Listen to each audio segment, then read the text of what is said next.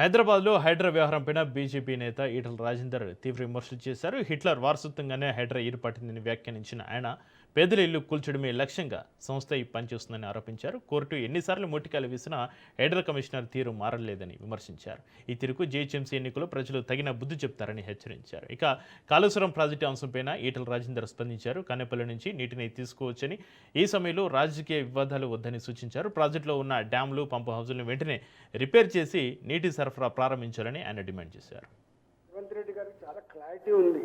Clarity లేనిది ప్రజలకి, clarity లేనిది మనకు మాత్రమే. వారు అధికారం రాకమునిపై అమెరికా గడ్డ మీద నుంచి అబద్ధాలు చెప్తేనే ఇష్టపడతారు, అబద్ధాలు ఆడే నాయకులనే వారు బలపరచరని చెప్పిండు. దాని పరాకాష్ఠగా మొన్న ఈ హైడ్రా అనే పదం నేను హిట్లర్ నుంచి తీసుకున్నా అని చెప్పాడు. ఆ హిట్లర్ నుంచి తీసుకున్న వర్డ్ అంటేనే మనకు అర్థం కావాలి అని చాలా స్పష్టంగా ఉంది. ఈ రాష్ట్రంలో అనేక సంవత్సరాలుగా 70-80 సంవత్సరాలుగా ఏ పేదవాళ్ళు అయితే గూడు నిర్మాణం చేసుకున్నారో, ఏ పేదవాళ్ళ కోసమైతే ఆనాడు భూములు పంచబడ్డావో అసైన్మెంట్ భూములు, ఇవాల్టి ఆయన విధానం అంతా కూడా పేదవాళ్ళ ఇళ్లను కూలగొట్టడం, పేదవాళ్లకు ఆనాడు ప్రభుత్వాలు ఇచ్చినటువంటి జాగలను గుంజుకోవడం, పెద్దవాళ్ళకు కట్టబెట్టడమే ఆయన నిజం తప్ప ఇంకోటి కాదు. ఇవాళ హైడ్రా, హిట్లర్కు వారసత్వంగా ఉండేటువంటి హైడ్రా ప్రజలకు ఎట్లా మేలు చేస్తారని చెప్పి భావిస్తాం.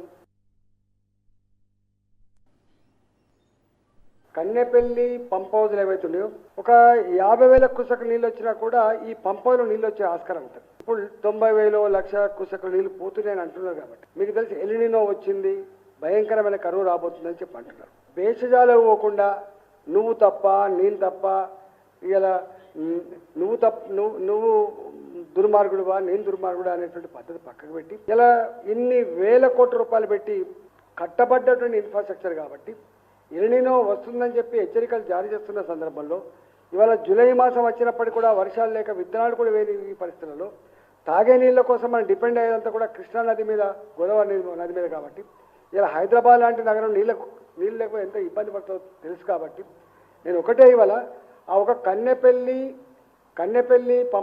పంప్ హౌజులు పనిచేస్తూ ఉంటాయి. కాబట్టి తక్షణమే లిఫ్ట్ చేసి కొంత నీళ్లు పంపు చేస్తే హైదరాబాద్కి అక్కడికి వచ్చే ఆస్కారం ఉంటుంది.